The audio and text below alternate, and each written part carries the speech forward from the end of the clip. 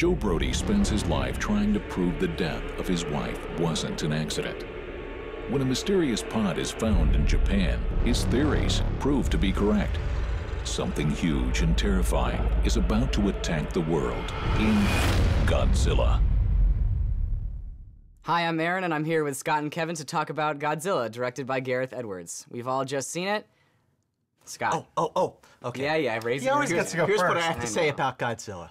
This felt like a throwback to the Toho films, the 27 sequels that followed the original, which came out 60 years ago. Yeah, well, the concept's awesome. I mean, you're right. Like, that's the fun part, you know? Not knowing what it's going to be like when you sit down. You think it's going to be one thing, it ends up being something else. Speaking of that, What?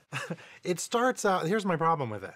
And it's great, it's spectacle, and I love that stuff, but the script starts out one way, and it goes in another direction, and it's not even that it's like a surprise, but you're following characters that then disappear, and then you're following other characters. And I'm like, who am I following, and who do I care about? It's the execution of the story. Yeah, and then the the people, they're not that interesting. They have no character arcs Yeah, at yes. all.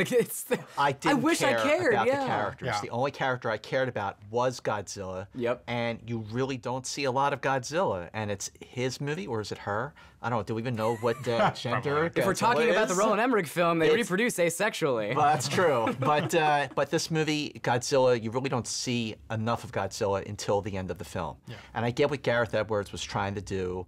Save the money shot until the end. Yeah, that's what he did with Monsters, his first film. There was very little of the aliens in that movie. And like other classics like Jaws or Alien or even Cloverfield, where you waited until the end to build up suspense. I get that it worked for those movies because those creatures were not well-known characters.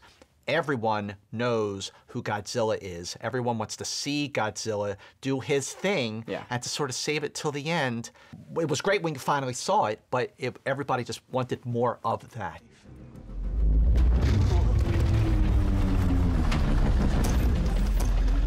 You take us offline. Now, Joe, we gotta talk Do it about now. Wind it down. Tension mi peso runda. Sandra. Sandra.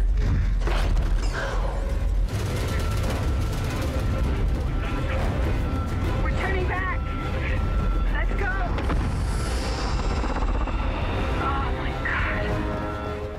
God. I actually like what he did as a director in terms of not always showing you full pictures of Godzilla. Yeah. The camera angles, being amongst the people who are running away from the disaster as it was happening. I like all that stuff. That's similar to what he did in Monsters again. But the real problem is these ineffective, one-dimensional Characters. Yeah. Ken Watanabe just looks like this the whole time. Yeah. He looks scared the whole time. And then Sally Hawkins, who's, you know, What is she even doing in this movie? She's an award-winning actress, and every time she was horrified or nervous for something, I just started laughing. And Elizabeth Olsen, who plays Aaron Terrell Johnson's She just whimpers into the wife, phone all the time. Yeah. she's like ducking the whole time.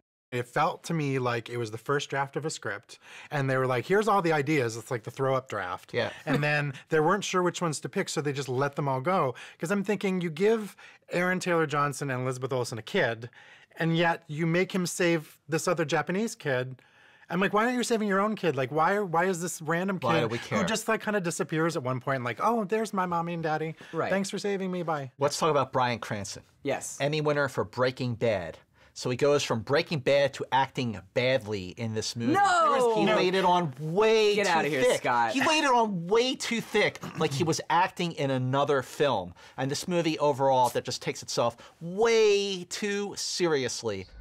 He knows where he is. Musku wa doko da? I want my son. And I want my bag and distance. And I want to talk to somebody in charge, not you. No, not you. I'm done talking to you.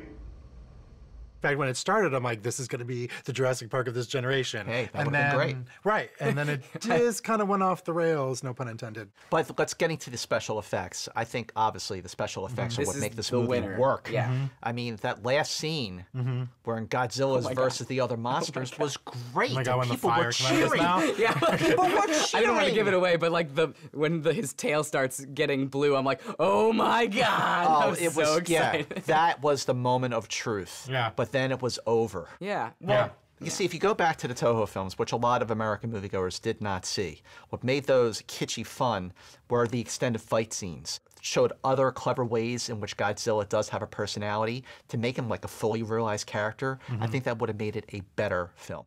I like the Spielberg influences. I'm hoping that they will tap him for one of the Star Wars movies. He delivers in a first-time, huge-budget film. And then Seamus McGarvey, as his cinematographer, creates incredible images. The score was great. Alexander Desplat doing the score was awesome. Desplat, yep. I mean, I love all the production elements of this movie, and that's why I think it needs to be seen by people, because it's an immersive, fun experience that needs to be had in the movie theater. It's just not going to be as good as you want it to be.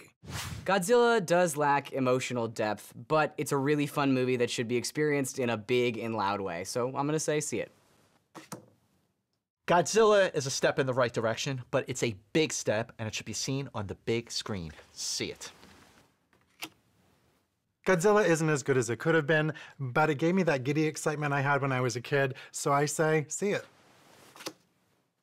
Cheers! Cheers! Here's the Godzilla! Godzilla!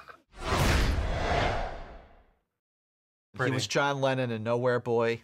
He had me. It always goes. He had you at nowhere? He had me in Nowhere.